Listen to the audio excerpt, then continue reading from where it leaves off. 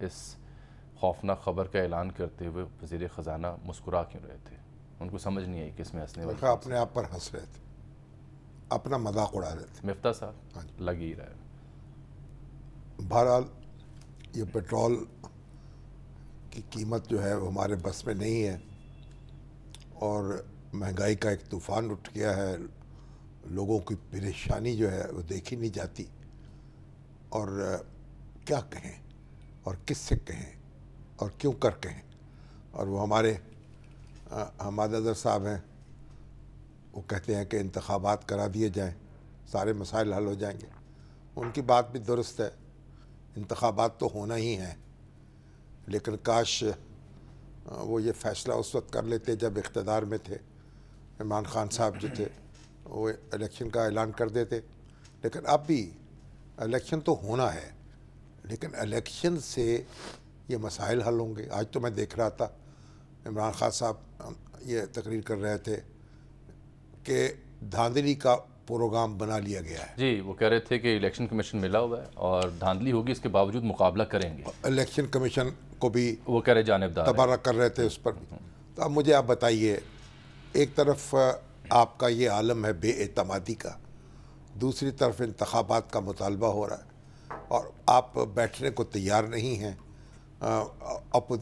اپنی اپوزیشن، یہ جو آج کی حکومت ہے اس کے ساتھ، کہ جو آپ کی شکایات ہیں ان کا ازالہ ہو سکے، جو آپ سمجھتے ہیں کہ جو فل پروف انتظام ہونے چاہیے وہ ان کا جائزہ لیا جا سکے۔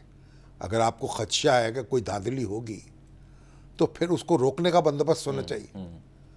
اور ابھی تو بائی الیکشن ہونے ہیں پنجاب میں، اب وہ ضمنی انتخابات بھی ایسے ہو رہے ہیں، کئی نشستوں پر جو پی ٹی آئی کے باغی ہیں جی ہاں ان کو مسلم لیگ نون کے ٹکٹ مل رہے ہیں، ہاں بالکل، اور جو مسلم لیگ نون کے وہاں کے ہارے ہوئے امیدوار تھے وہ پی ٹی آئی میں شامل ہو رہے ہیں، جی ادھر رجوع کر رہے ہیں، تو بہرحال آزاد بھی لڑنے کا کو آزاد بھی لڑ سکتے ہیں۔ تو دلچسپ ہوگا یہ ضمنی انتخاب، کیونکہ یہ اس بات کا تعین کرے گا کہ اصل بات یہ ہے کہ جو معاشیات ہے ہماری اس پر سیاست نہ کی جائے، اور کاش ہمارے سیاسی رہنما اکٹھے ہو کے بیٹھے الیکشن پر بھی اتفاق کر لیں، ہمیں کیا اعتراض ہے، لیکن نہیں وہ مل بیٹھنے کی کوئی ترکیب ہے نہیں، نہیں، چاہے گرینڈ ڈائیلاگ کا مشورہ دیا جائے، اس تجویز کو بھی مسترد کیا جاتا ہے، جو بیک ڈور رابطے ہوئے دھرنے اور لانگ مارچ کے ہنگام، ان کا نتیجہ بھی کیا ہوا وہ بھی آپ نے دیکھ لیا، ناظرین نے دیکھ لیا۔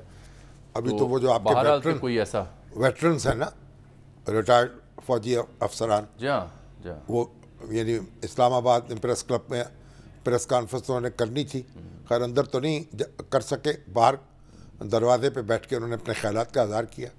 اس میں بریگیڈیئر محمود صاحب ہیں یہاں لاہور کے بڑے سینئر، انہوں نے کہا جی ہم سے وعدہ کیا تھا باجوہ صاحب نے کہ 90 دن میں انتخابات کرا دیے جائیں گے، تو اب آئی ایس پی آر کی طرف سے اس کی تردید بھی آ گئی۔ بھائی یہ توقع تو ظاہر ہو سکتی ہے، کوشش بھی کی جا سکتی ہے، وعدہ کیسے کیا جا سکتا ہے؟ جنرل باجوہ کے پاس تو اختیارات نہیں ہیں۔ میرا تو سوال آپ سے اس موضوع پہ کچھ اور ہے، بڑے قابل احترام ہے یہ ویٹرنز جو ہیں ہمارے ریٹائرڈ جو فوجی افسران، یہ کوئی کسی سیاسی تنظیم کا حصہ ہیں یا کسی سیاسی جماعت کو ریپرزینٹ کرتے ہیں؟